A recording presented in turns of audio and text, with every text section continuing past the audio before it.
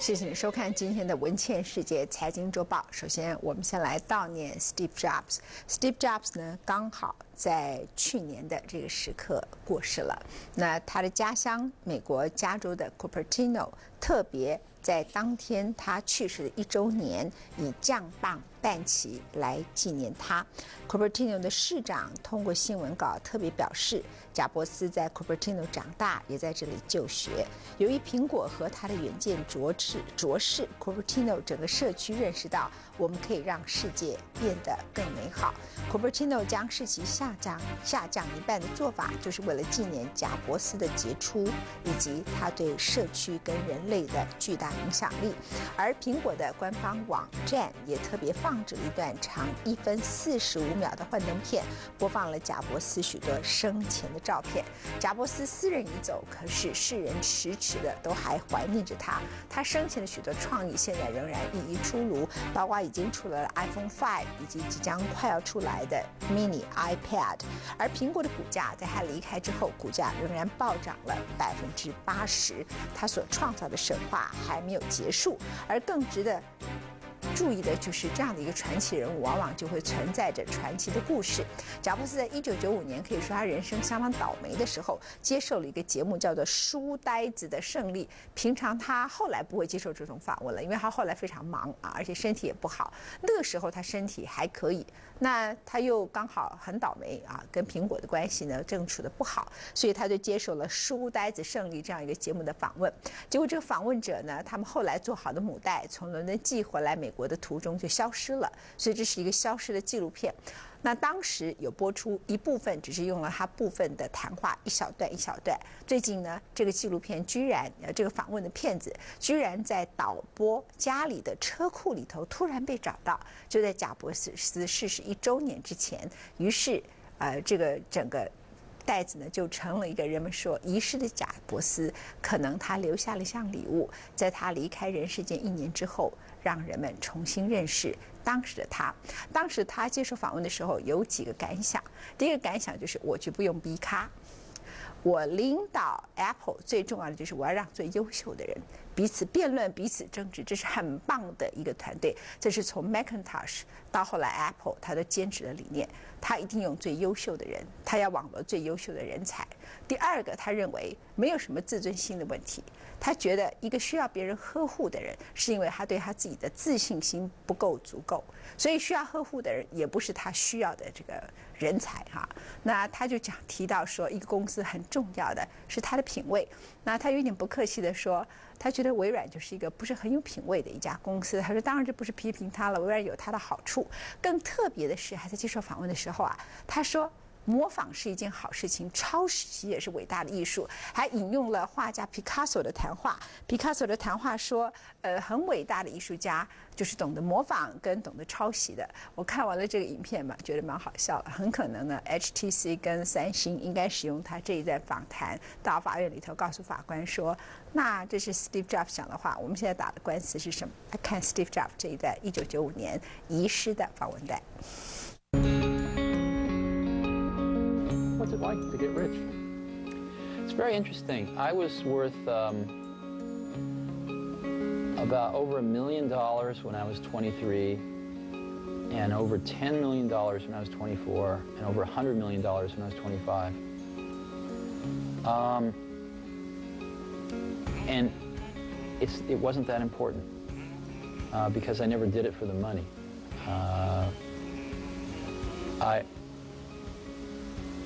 I think money is a wonderful thing because it enables you to do things. It enables you to invest in ideas that don't have a short-term payback and things like that. But especially at that point in my life, it was not the most important thing. The most important thing was the company, the people, the products we were making, what we were going to enable people to do with these products. So I didn't think about it a great deal.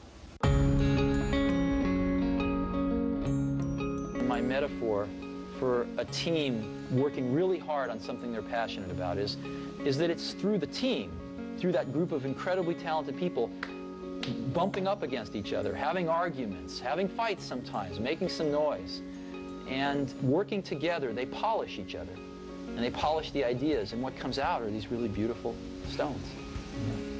So It's hard to explain, and it's certainly not the result of one person. I mean, people like symbols, so I'm the symbol of certain things, but it really was a team effort on the Mac. And so I've built a lot of my success off finding these truly gifted people and not settling for B and C players, but really going for the A players. And I found something. I found that when you get enough A players together, when you go through the incredible work to find 5 of these A players, they really like working with each other because they've never had a chance to do that before.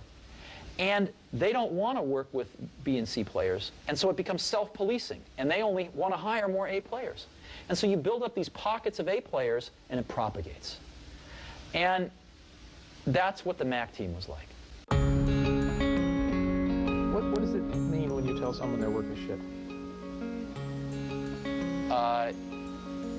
It usually means their work is shit. Sometimes it means I think your work is shit, and I'm wrong. But usually it means their work is not anywhere near good enough. When you get really good people, they know they're really good, and you don't have to baby people's egos so much. And what really matters is the work. And everybody knows that. That's all that matters is the work. So, and I think if you talk to people that have worked with me, the really good people have found it beneficial. Some people have hated it, But, and I'm also one of these people that I don't really care about being right, I just care about success. I think that, Apple was in a state of paralysis in the early part of 1985, and I wasn't at that time capable, I don't think, of running the company as a whole. I was 30 years old, and I don't think I had enough experience to run a $2 billion company. Unfortunately, John didn't either. And so anyway, I was told in no uncertain terms that there was no job for me.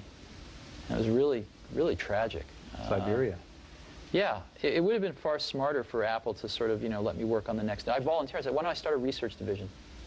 And, give me a few $1,000,000 a year, and I'll go hire some really great people, and we'll do the next great thing. And I was told there was no opportunity to do that. Oh, wow. So, and my office was taken away. It was. I'll get real emotional if we keep talking about this. I think they're very strong opportunists, and I don't mean that in a bad way.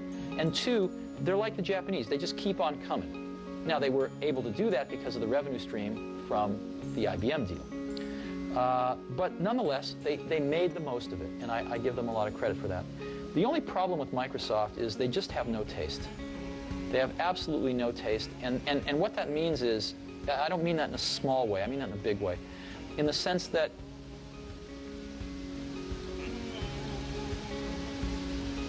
they don't think of original ideas, and they don't bring much culture into their product. And you say, well, why is that important? Well, proportionally spaced fonts come from typesetting and beautiful books. That's where one gets the idea. If it weren't for the Mac, they would never have that in their products. And so I guess I am saddened, not by Microsoft's success. I have no problem with their success. They've earned their success, for the most part. I have a problem with the fact that they just make really third-rate products. Their products have no spirit to them. Their products have no sort of spirit of enlightenment about them. They are very pedestrian. And the sad part is that most customers don't have a lot of that spirit either. And how do you know what's the right direction?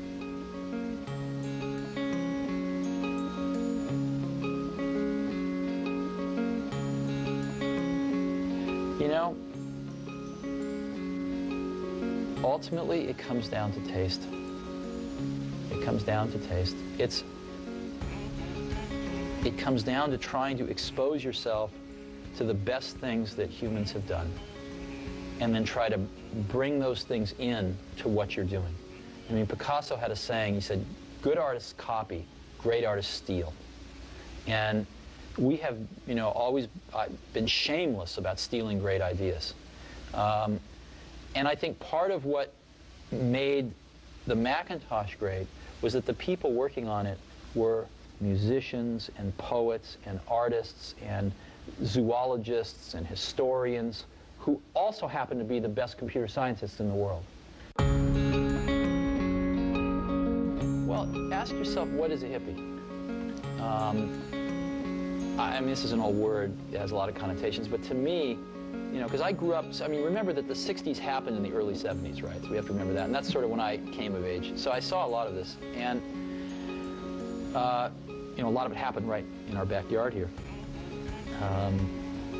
So to me, the spark of that was that there was something beyond sort of what you see every day. There's something going on here in life beyond just a job and a family and 2 cars in the garage and a career. There's something more going on. There's another side of the coin that we don't talk about much, and we experience it when there's gaps, when we kind of just aren't really, when everything's not ordered and perfect, when there's kind of a gap, you experience this inrush of something. And a lot of people have set off throughout history to find out what that was. You know, whether it's Thoreau or whether it's, you know, some Indian mystics or whoever it might be. And the hippie movement got a little bit of that, and they wanted to find out what that was about. And that life wasn't about what they saw their parents doing. And of course the pendulum swung too far the other way, and it was crazy. But there was a germ of something there. And it's the same thing that causes people to want to be poets instead of bankers, you know? And I think that's a wonderful thing. And I think that that same spirit can be put into products. And those products can be manufactured and given to people, and they can sense that spirit. I mean, if you talk to people that use the Macintosh, they love it. I mean, you don't hear people loving products very often, you know, really. But you could feel it in there. There was something really wonderful. 我们来看一下全球